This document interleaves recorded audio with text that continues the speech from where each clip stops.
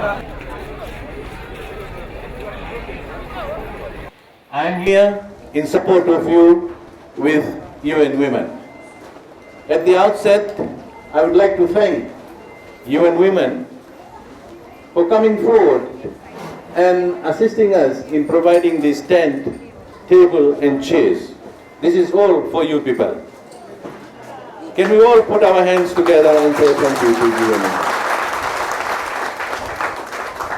As I have said just 3 weeks ago, before the cyclone, I was here in Reki Reki with my team and we were planning how we can extend this market, the shed. Unfortunately, just after 3 days, we had to face a hurricane, a cyclone. But let me say this, that we're not going to stop here.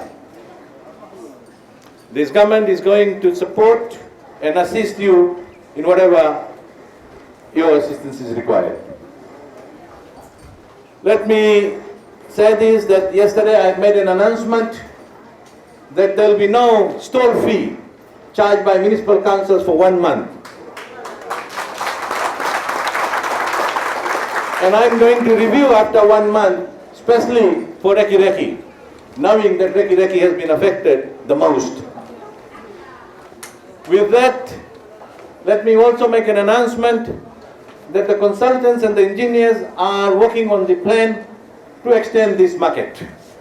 With that, we are also going to have an accommodation center.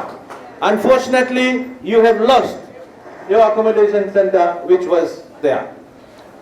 But you can be rest assured that during the construction, we will have a provision for the accommodation center.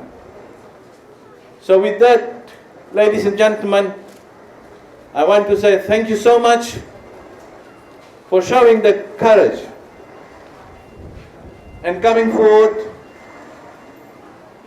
and trying to rebuild what we have lost.